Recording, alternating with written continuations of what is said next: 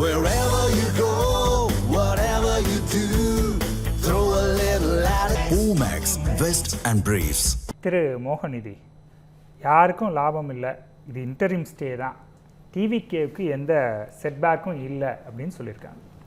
இல்லை, உண்மையாக தாவேகாவினருடைய நிலை இப்போ எப்படி இருக்குது அப்படின்னா, நாம் போட்ட அத்தனை ராஜதந்திரங்களும் வீணாகி விட்டதே அப்படிங்கிற மாதிரியான நிலை தான் இது. ஏன் அப்படின்னா, தாவேகா ஆட்சி பொறுப்பேற்ற நாளிலிருந்து இன்னைக்கு வரைக்குமே ஒரு இன்செக்யூரிட்டி ஃபீல் பண்ணுறாங்க. உண்மையாகவே அவங்க ஆட்சி கலைக்கப்படுமா? ஏன் அப்படின்னா, ஒரு மைனாரிட்டி ஆட்சியாக தான் இன்றைக்குமே தாவேகா அரசு இருந்துக்கிட்டு இருக்கிறாங்க. வெளியிலிருந்து தான் கட்சிகள் ஆதரவு கொடுத்துக்கிட்டு இருக்குது. அதனால தான் இன்றைக்குமே இந்த குதிரை பேரம் அப்படிங்கிற விஷயம் வந்து இன்றைக்கும் லைம் லைட்டில் இருந்துக்கிட்டே இருக்குது. எம்எல்ஏக்களை வாங்குறது, மற்ற கட்சியுடைய எம்எல்ஏக்களை ராஜினாமா பண்ணி தன்னுடைய கட்சிக்கு இழுக்கிறது அப்படின்றது. இன்றைக்கு வெளிப்படையாக அதை ரிசைன் பண்ண கேண்டிடேட்ஸ் இன்றைக்கி வெளிப்படையாக வந்து பத்திரிகையாளர்கள் முன்பே சொல்கிறாங்க, எனக்கு வந்து தாவேகாவிலிருந்து அழைப்பு வந்தது அப்படிங்கிற விஷயத்தை இன்றைக்கி எம்ஆர் விஜயபாஸ்கர் அவர்கள் வெளிப்படையாக சொல்லியிருக்கிறாரு. அதே மாதிரி இதற்கு முன்பாக மதிமுகவிலிருந்து கூட்டணிக்கு சென்ற வைகோ அவர்களுமே, நீங்கள் ராஜினாமா ஆனாலும் நான் வந்து உங்களுக்காக பிரச்சாரம் பண்ணுறேன் சார். ஒரு கட்சி கூப்பிடுறது வேற, உங்களை இன்னொரு கட்சி கூப்பிடும், என்னைய ஒரு கட்சி கூப்பிடும். ஆனால் அது எப்படி குதிரை பேரமாகும்? பணம் கைமாறினா தானே அது குதிரை பேரமாகும். இல்லை, கூப்பிடுறது அப்படின்ற ஒரு விஷயம் ஏதோ ஒரு டிமாண்ட் இருக்கணும்ல. நான் கூப்பிட்றேன், நீங்கள் கூப்பிட்றேங்கிறதுக்காக சும்மாலாம் போக முடியாது. ஏன்னா மக்கள் உங்களை நம்பி ஓட்டு போட்டிருக்கிறாங்க. நீங்கள் கான்ஸ்டியூஷனல் போஸ்டிங்கில் இருக்கிறீங்க, நீங்கள் ஒரு எம்எல்ஏவாக இருக்கிறீங்க. அப்போ சும்மா கூப்பிட்றாங்கன்னா நான் என்ன கேட்குறேன், இந்த இடத்துல தாவேகா அப்படி அதிமுகவினுடைய திராவிட கொள்கையை கையில் எடுத்திருக்கிறாங்களா?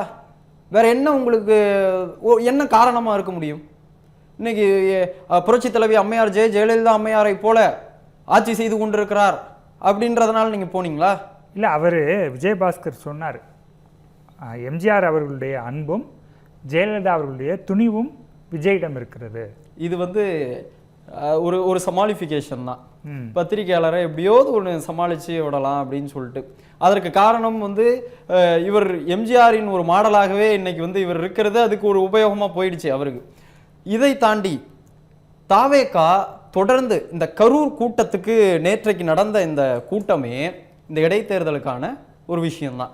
ஏன்னா அவர் வணக்கம் சொன்னதுலேருந்து டைரக்டாக அட்டாக் பண்ணது டிஎம்கே. அந்த பேச்சு 20 நிமிஷ பேச்சுமே ஒட்டுமொத்தமாக திமுகவை எதிர்த்து மட்டும்தான் இருந்தது. அதை நம்ம அத்தனை பேரும் கவனித்தோம். அந்த பேச்சின் இறுதியில் கூட அவர் என்ன சொல்கிறார் அப்படின்னா, நீங்கள் எல்லோரும் இடைத்தேர்தலில் திமுகவிற்கு நீங்கள் கொட்டு வைக்கணும் அப்படின்னு சொல்கிறாரு. அவர் ஸ்டேஜை விட்டு கீழே இறங்குறதுக்குள்ள உயர்நீதிமன்றம் கொட்டு வச்சிருச்சு இந்த உத்தரவை போட்டு. அப்போது ஒரு இடைத்தேர்தலுக்காகத்தான் நீங்கள் அந்த கரூர் கூட்டத்தையே நீங்கள் ஏற்படுத்தி இருக்கிறீங்க. அந்த பேச்சில் கூட நீங்கள் பார்த்தீங்க அப்படின்னா தொடர்ந்து ஒரு ஆளும் கட்சி முதலமைச்சரை போலவா அவருடைய பேச்சு இருந்தது. டேஷ்ன்றாரு ஒரு வார்த்தை. நம்ம பொது விவாதத்தில் இருக்கிறோம், நம்மளால அப்படி பேச முடியுமா? ஆனால் ஒரு முதலமைச்சர் இன்றைக்கு அந்த கூட்டத்தில் பேசுகிறார். காரணம் என்ன? அந்த மக்களை நம்ம நரேட்டிவா நம்ம பின்னாடியே வச்சுக்கணும், நம்ம அவங்கள உத்வேகப்படுத்திக்கிட்டே இருக்கணும், ஊக்கப்படுத்திக்கிட்டு இருக்கணும், அவங்கள என்கேஜாக வச்சிருக்கணும் அப்படின்னு தான் அவர் தொடர்ந்து நினச்சிக்கிட்டு இருக்கிறார். சினிமா படங்கள் வெளியே வரல, இப்போ நம்ம அரசியலுக்கு வந்துட்டோம், அரசியல் மேடைகளை நாம் சினிமா திரைப்படங்களாக பயன்படுத்தி கொண்டு நம்மளோட ரசிகர்களை நம்ம பின்னாடி வச்சிருக்கணும் அப்படிங்கிற நோக்கம் தான் அவருக்கு இன்னைக்குமே இருந்துகிட்டு இருக்கு. சரி, இதெல்லாம் விட தாவேகா அரசியலுக்கு வந்ததுக்கு காரணம் என்ன? தேர்தலில் ஜெயிக்கணும், அது ஒன்னே ஒன்று தான் அவங்களுடைய நோக்கம். திராவிட முன்னேற்ற கழகம் அரசியலுக்கு வந்தது 10 ஆண்டு காலம் இயக்கமாக இருந்தது. இந்த தமிழ்நாட்டை சீர்திருத்த வேண்டும் அப்படின்ற ஒரு நோக்கத்தோடு அரசியலுக்கு வந்தது. தாவேகாவுடைய அரசியல் நோக்கம் என்ன? ஜெயிக்கணும், அவ்வளவுதான். அப்போ இவர்களுக்கு இந்த இடைத்தேர்தலில் வெற்றி பெறணும் அப்படிங்கிறது தான் இப்பொழுது இருக்கிற நோக்கமும் அவர்களுக்கான தேவையும். ஏன் அப்படின்னா, மைனாரிட்டி அரசாக இருக்கிற எப்பொழுது வேண்டுமானாலும் நம்மளது ஆட்சி கலைக்கப்படலாம், ஆதரவுகள். ஏன்னா இடதுசாரிகளை வைத்து அவர் ஆதரவை பெற்றிருக்கிறார். இடதுசாரிகள் இன்றைக்கு அவர் செய்கிற ஒவ்வொரு விஷயங்களுக்குமே மாற்று கருத்துக்களை தெரிவித்துக் கொண்டிருக்கிறார்கள். அப்போ அவருக்கு ஒரு இன்செக்யூரிட்டி இருக்கு. அதனால தொடர்ந்து மற்ற கட்சியில் இருக்கிற எம்எல்ஏக்களை ராஜினாமா செய்து இடைத்தேர்தலை வைத்து நாம் மீண்டும் ஒரு மெஜாரிட்டி ஆட்சியாக நம்ம வரணும். இந்த இடத்துல எனக்கு ஒரே ஒரு கேள்வி. நீங்க சொல்றீங்க அவர் மற்ற கட்சி எம்எல்ஏக்களை வாங்குறாரு அப்படின்னு. செந்தில் பாலாஜி மேல வழக்கு இருக்கு, அவங்க எம்எல்ஏக்களை வாங்குவதற்கு திமுக முயன்றது அப்படின்னு. அப்ப அதே புகார் உங்க மேல இல்ல, அதுக்கு போய் முன்ஜாமீன் வாங்குறாரு உங்க முன்னாள் அமைச்சர். முன்ஜாமீன்ல உயர்நீதிமன்ற தீர்ப்புல நீங்க படிக்கணும்ல. இதுல எந்த இடத்துல இவருடைய பெயர் நீங்க வந்து சேர்த்தீங்கன்னு உயர்நீதிமன்றம் சொன்னுச்சே அந்த முன்ஜாமீன் வழக்குல. இதுல இருந்து தெரிஞ்சுக்க வேண்டாமா? உயர்நீதிமன்ற நீதிபதி சொல்லுகிறார்.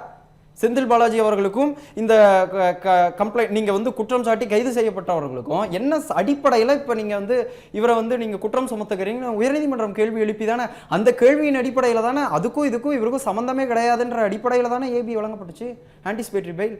அப்போதான் நம்ம இதை நினைத்து பார்க்க வேண்டியிருக்கு. ஒட்டுமொத்தமாக அவங்களோட கரூர் பிளான் கொலாப்ஸ் ஆகிருக்குது அப்படிங்கிறது தான் இந்த இடைத்தேர்தலில் உயர்நீதிமன்றம் சொல்லியிருக்கிற அந்த தீர்ப்பின் அடிப்படையில் நம்ம புரிஞ்சு கொள்ள வேண்டியது. இப்போ உங்களுக்கு வந்து இடைத்தேர்தல் நடந்திருந்தால் நம்மளுக்கு இன்னொரு 4 சீட் கிடைச்சிருக்குமே அப்படிங்கிற எதிர்பார்ப்பு நடக்காமல் போயிடுச்சோன்னு நினைக்கிறீங்களா நீங்கள்? அந்த எதிர்பார்ப்பு திமுகவை பொறுத்தவரையில் தேர்தலுக்கு தயாராக இல்லாத சூழ்நிலையோ இல்லை தேர்தலை பார்த்து அஞ்சுகிற சூழலோ திமுகவிற்கு கிடையாது.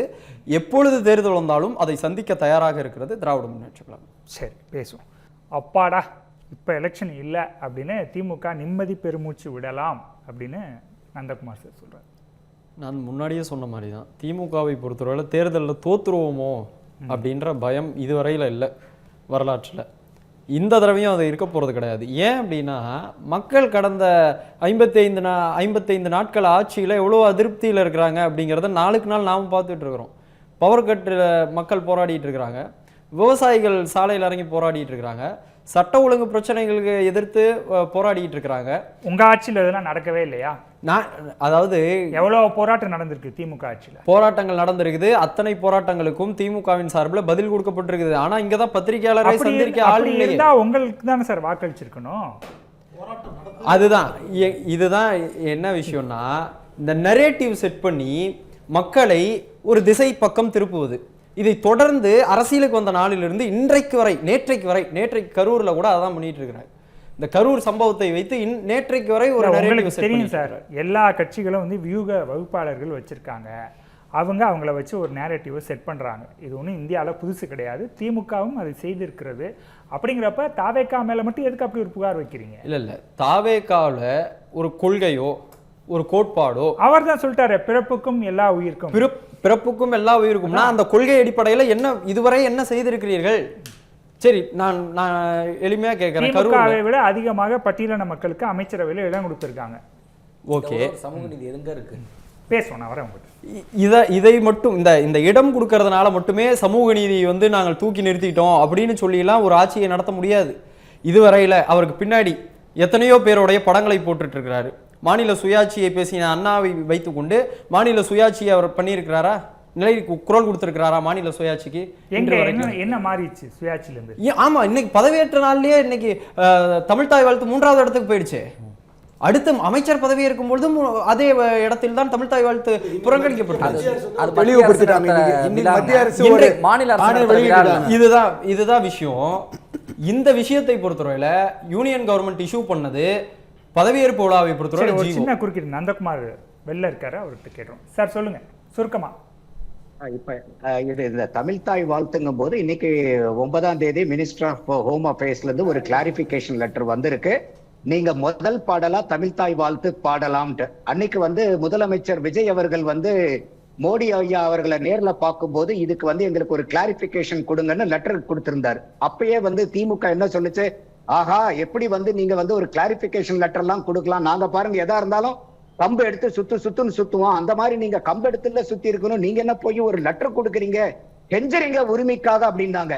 இதெல்லாம் வந்து மத்திய அரசாங்கத்துக்கிட்ட இருந்து தெளிவுரையே வராது, மத்திய அரசாங்கத்தை பத்தி எங்களுக்கு தெரியாதான்லாம் சொன்னாங்க. ஆனா நம்ம கொடுத்த விளக்கத்தை ஏற்று பெரிய அளவுக்கு வந்து இன்னைக்கு முதல் பாடலா பாடலான் இருக்காங்க. ஒரே பாயிண்ட், மார்ச் 6ஆம் தேதி 2026 இன்னைக்கு இருக்கக்கூடிய ஐயா ஹைகோர்ட்டினுடைய சீஃப் ஜஸ்டிஸ் தர்மாதிகாரி வந்து பதவி ஏற்கிறாரு. அவரு பதவி ஏற்கும் போது முதல் பாடலா வந்தே மாதரம் பாடப்படுது, 2வது பாடலா தேசிய கீதம் பாடப்படுது, 3வது பாடலா தான் தமிழ்தாய் வாழ்த்து பாடப்பட்டது. அந்த ஸ்டேஜ்ல சீஃப் செக்ரட்டரி இருக்காரு. ஃபர்ஸ்ட் ரோல வந்து ஒரே நிமிஷம், ஃபர்ஸ்ட் ரோல வந்து சட்டத்துறை அமைச்சர் இருக்காரு. அடுத்தது அதே மார்ச் 12ஆம் தேதி இப்ப இருக்கக்கூடிய ஐயா ஆர்லேக்கர் வந்து பதவி ஏற்கும் போது முதல்ல வந்து நேஷனல் ஆந்தம் பாடப்பட்டு அப்புறம் தான் தமிழ்தாய் வாழ்த்து பாடப்பட்டது. சரி, ஓகே நந்தகுமார் சார், நான் வரேன். ஆட்சியில இருந்துச்சு, அந்த மேடையில ஐயா ஸ்டாலின் அவர்கள் இருந்தார். அப்ப ஏன் இதெல்லாம் பேசல அவங்க? ஃபைன் நம்ம வந்து மத்த விருந்தினர்கள்ட்டையும் போகணும். திரு மோகன்ஜி சுருக்கம். தொடக்கம், அதாவது திமுகவிற்கு மாற்றாகத்தான் நாங்க வரோம் அப்படின்னு சொல்லிட்டு தான் வராங்க. இந்த இப்போ இருக்கிற கிளாரிஃபிகேஷன், இதுக்கு முன்னாடி இருந்த ஜிஓல எந்த பீனல் கிளாஸஸுமே கிடையாது. அந்த ஜிஓவை நீங்க கட்டாயமா ஃபாலோ பண்ணி ஆகணும் அப்படின்ற எந்த பீனல் கிளாஸஸும் கிடையாது. அது உச்சநீதிமன்றத்துல விவாதிக்கப்பட்டிருக்குது. அதே நேரத்துல தோல்வி பயம் உங்களுக்கு இருக்குன்னு சொல்றாரு. தோல்வி பயம் திமுகவுக்கு பயமே கிடையாது. தேர்தல் நிம்மதி பெருமூச்சு விடுறீங்க நீங்கன்னு தான் அவர் சொன்னார். அது தவறு, அதை நான் மறுக்கிறேன். ஏன் அப்படின்னா திமுகவை பொறுத்தவரையில தேர்தலை சந்திக்க பயந்தது கிடையாது இதுவரையில வரலாற்றுல. என்னை பொறுத்தவரையில கரூர்ல நேற்று பேசும்பொழுது மக்கள் தீர்ப்பு மக்கள் தீர்ப்பு மக்கள் தீர்ப்புன்னு ஆணித்தரமாக சொன்னவர், மக்கள் தான் உங்களை எதிர்த்து ஓட்டு போட்டாங்க. எம்ஆர் விஜயபாஸ்கர் அவர்களுக்கும் உங்களை எதிர்த்து தான் ஓட்டு, நீங்க வேணான்னு தான் ஓட்டு போட்டாங்க. ஏன் அந்த தீர்ப்பை நீங்க ஏன் ஏற்றுக்க மறுத்தீங்க? ஏன் நீங்க அவங்களுக்கு அழைப்பு விடுக்கிறீங்க? மக்கள் தீர்ப்பு தானே அது. ஆக இந்த இடைத்தேர்தலை வைத்து தன்னுடைய அரசை இன்னும் கொஞ்சம் ஸ்ட்ராங் பண்ணிக்கலாம் அப்படின்ற ஒரு ஆசை தாவேக அரசுக்கு இருந்தது. இந்த தீர்ப்பின் மூலமாக அது நிராகரிக்கப்பட்டிருக்கிறது. அந்த ஆசை கனவாக போயிருக்கிறது. தமிழ் ஜனம் சேனலை சப்ஸ்கிரைப் பண்ணாம பார்த்துட்டு இருந்தீங்கன்னா மறக்காம சப்ஸ்கிரைப் பண்ணிடுங்க.